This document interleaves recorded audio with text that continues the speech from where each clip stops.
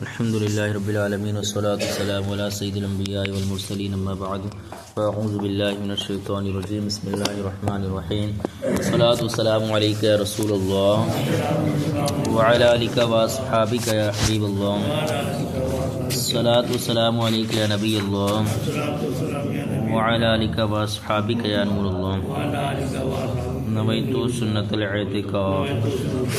پیارے آقا علیہ الصلوۃ والسلام نے ارشاد فرمایا، جو شخص مجھ پر ایک مرتبہ درود پاک پڑھتا اللہ تبارک و تعالی اس پر 10 رحمتیں نازل فرماتا ہے۔ صلو علی الحبیب صلی اللہ تعالی علی محمد صلی اللہ تعالی علیہ وآلہ وسلم۔ بسم اللہ الرحمن الرحیم۔ وعد اللہ الذین آمنوا وعملوا الصالحات لهم مغفرة وأجر عظیم والذین کفروا وکذبوا بآیاتنا اولئک اصحاب الجحیم۔ ترجمہ کنز العرفان۔ اللہ نے ایمان والوں اور اچھے عمل کرنے والوں سے وعدہ فرمایا ہے کہ ان کے لیے بخشش اور بڑا ثواب ہے، اور جنہوں نے کفر کیا اور ہماری آیتوں کو جھٹلایا وہی دوزخ والے ہیں۔ وعملوا الصالحات، اور انہوں نے اچھے عمل کیے۔ اچھے اعمال سے مراد ہر وہ عمل ہے جو رضائے الہی کا سبب بنے۔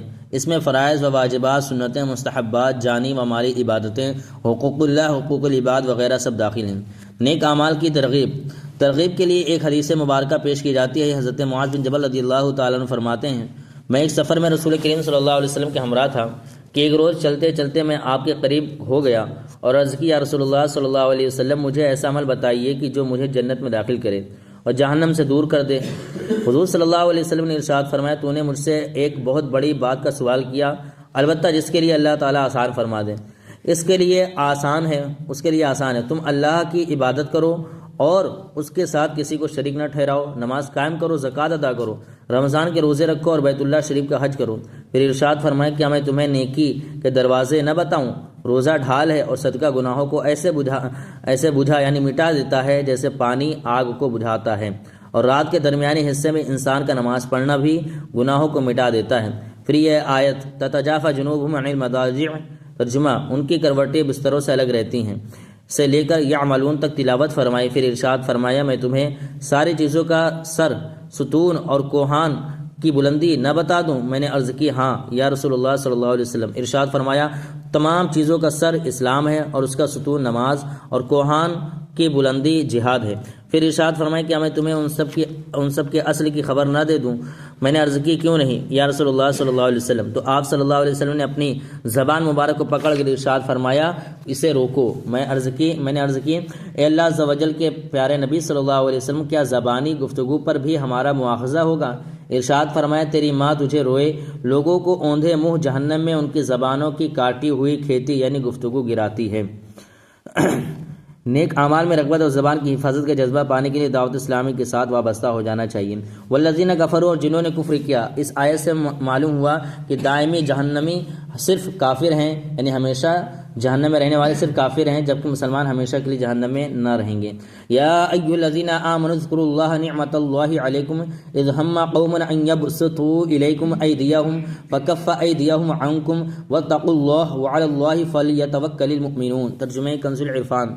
اے ایمان والو، اپنے اوپر اللہ کا احسان یاد کرو۔ جب ایک قوم نے ارادہ کیا کہ تمہاری طرف اپنے ہاتھ دراز کریں تو اللہ نے ان کے ہاتھ تم پر سے روک دیے، اور اللہ سے ڈرو اور مسلمانوں کو اللہ ہی پر بھروسہ کرنا چاہیے۔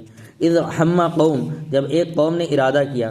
اس آیت مبارکہ کا شان نزول یہ ہے کہ ایک مرتبہ سرکار دو عالم صلی اللہ علیہ وسلم نے ایک منزل میں قیام فرمایا۔ صحابہ کرام علیہم رضوان جدا جدا درختوں کے سائے میں آرام کرنے لگے۔ حضور صلی اللہ علیہ وسلم نے اپنی تلوار ایک درخت پر لٹکا دی۔ ایک اعرابی موقع پا کر آیا اور چھپ کر اس نے تلوار لی اور تلوار کھینچ کر حضور صلی اللہ علیہ وسلم سے کہنے لگا، آپ کو مجھ سے کون بچائے گا؟ رسول اکرم صلی اللہ علیہ وسلم نے ارشاد فرمایا، اللہ۔ اس اعرابی نے 2 یا 3 مرتبہ یہ کہا کہ آپ کو مجھ سے کون بچائے گا؟ ہر بار اسے یہی جواب ملا کہ اللہ۔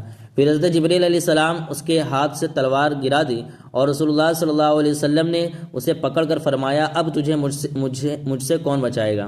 اس نے عرض کی، مجھے کوئی نہیں بچا سکتا۔ نبی اکرم صلی اللہ علیہ وسلم نے صحابہ کرام علیہم رضوان کو بلوایا اور انہیں اپنے پہلو میں بیٹھے ہوئے اس اعرابی کی حرکت کے بارے میں خبر دی۔ پھر رحمت عالم صلی اللہ تعالی علیہ وسلم نے اسے معاف فرما دیا۔ وَلَقَدْ أَخَذَ اللَّهُ مِيثَاقَ بَنِي إِسْرَائِيلَ وَبَعَثْنَا مِنْهُمُ 12 نَقِيبًا وَقَالَ اللَّهُ إِنِّي مَعَكُمْ لَئِنْ أَقَمْتُمُ الصَّلَاةَ وَآتَيْتُمُ الزَّكَاةَ وَآمَنْتُمْ بِرُسُلِي وَعَزَّرْتُمُوهُمْ وَأَقْرَضْتُمُ اللَّهَ قَرْضًا حَسَنًا لَأُكَفِّرَنَّ عَنْكُمْ سَيِّئَاتِكُمْ وَلَأُدْخِلَنَّكُم جَنَّاتٍ تَجْرِي مِن تَحْتِهَا الْأَنْهَارُ فَمَن كَفَرَ بَعْدَ ذَلِكَ مِنكُمْ فَقَدْ ضَلَّ سَوَاءَ السَّبِيلِ۔ ترجمہ کنز العرفان۔